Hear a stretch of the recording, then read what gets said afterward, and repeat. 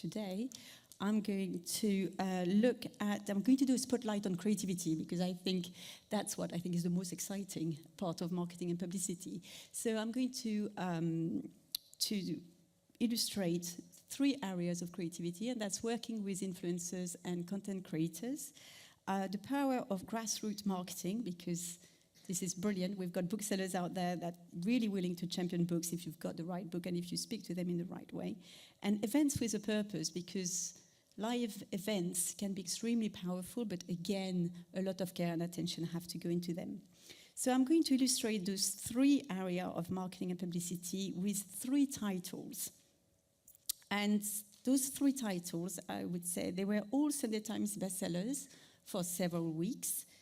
2 out of those 3 titles were unagented authors, which is great, because that meant, obviously, you know, we are mid-sized publishers, so we can't go after those really big, expensive books. So that's why but you can do really well with those books, you know, Sunday Times bestseller.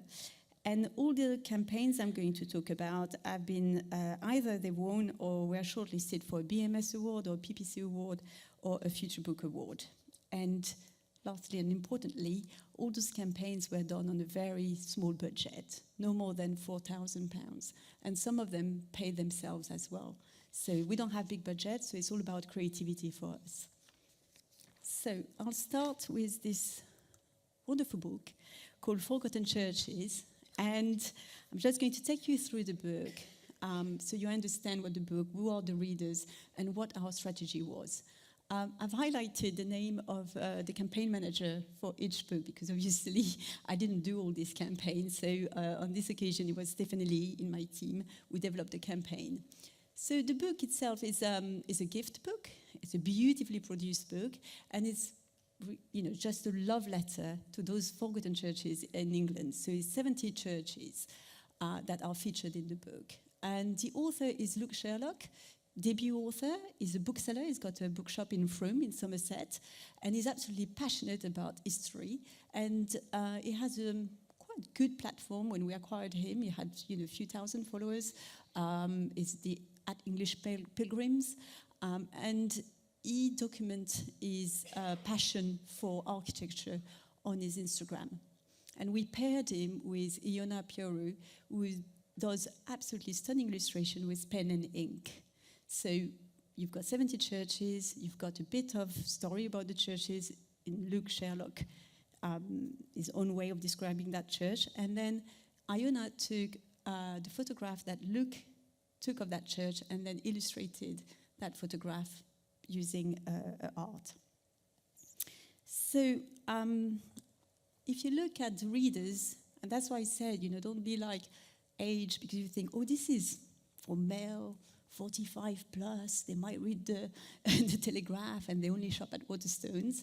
But I think that's very reductive if you look at it this way. I'm sure there are some that fit those criteria, but I think it's more interesting to look at it and think, actually, the people who will want that book, they all have a strong interest in national heritage and identity. And that is, again, is a very broad audience if you think of it this way. And just thinking of it this way will allow you to do a campaign that is way more meaningful.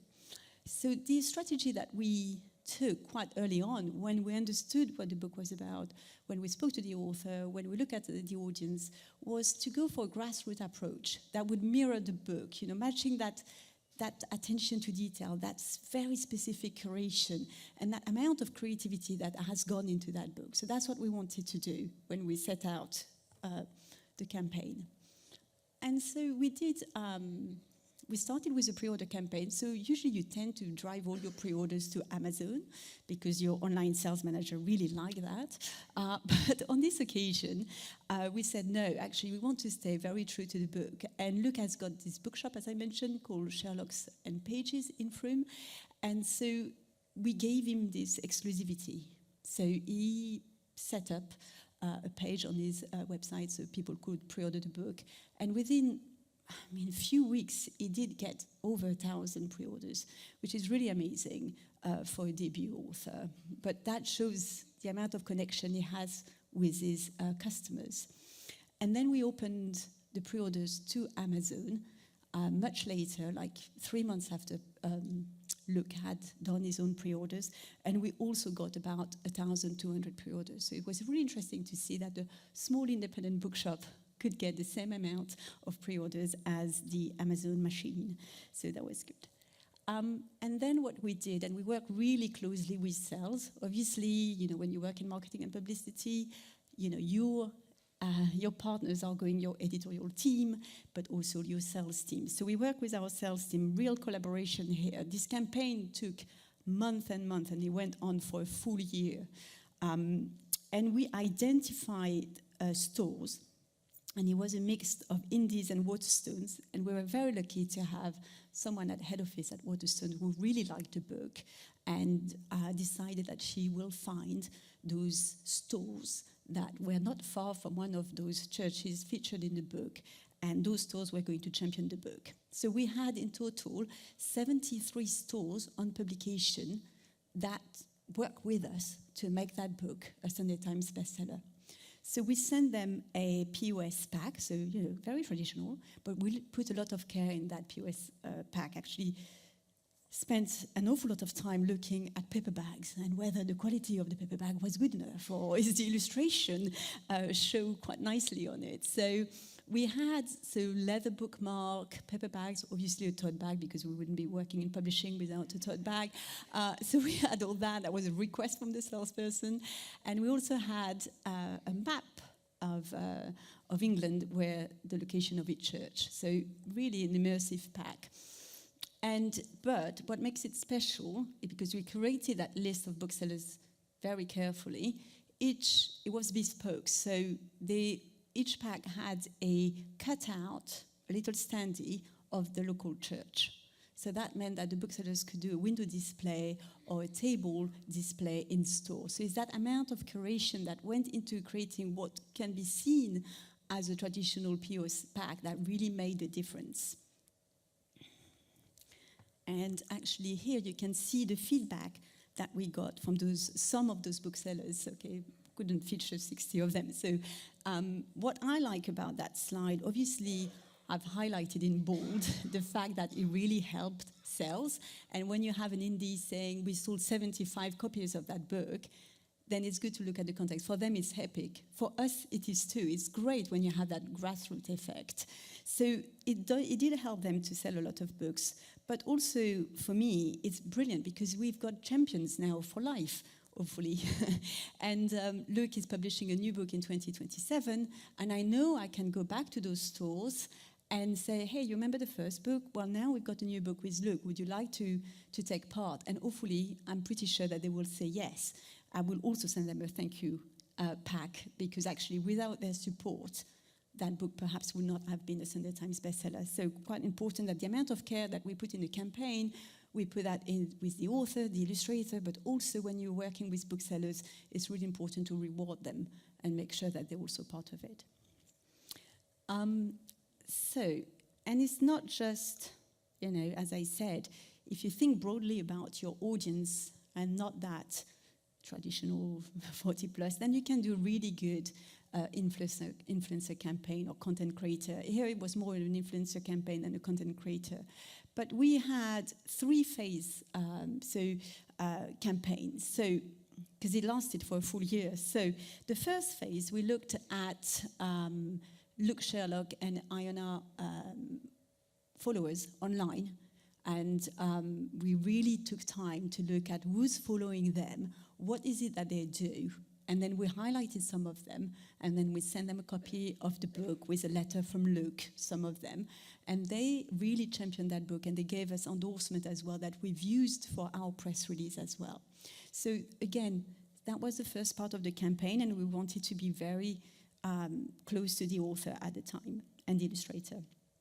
The second phase, we could tell very early on that people really reacted really well to the architecture and the English landscape. Obviously, this is what the book is about. So we set out to find, Stephanie found a really strong list. So we have Hypoditors, which is the platform to find influencers. But if you don't have a platform, it might take you longer to find those influencers, but do the work because it's worth it. And then we selected some influencers in that architecture and landscape, English landscape area, And again, we send them a copy of the book and we make it quite personal. And that also generated quite a lot of coverage. And then lastly, it's a lovely book to read. So we say, well, let's go to the book community because people love reading books. So just be a bit broad and find those people who love books, might not read that kind of a book, but they might actually appreciate it. So that's when we went to the online book community and again, reach out to them, and they loved the book, even if they had never had an interest in churches in England. And then lastly on that one, how am I doing with time? I'm okay. Events. So I think, events are great and you can do some very straightforward events, but it's much more exciting when you can do events that have a real purpose or that tell a story. So in this case, we were very lucky in the sense that Luke, the author, is full of ideas. And in the summer of 2025, he was working on his next book. And his next book is about pilgrimage in England. So he's going to talk about 7 pilgrimages in England.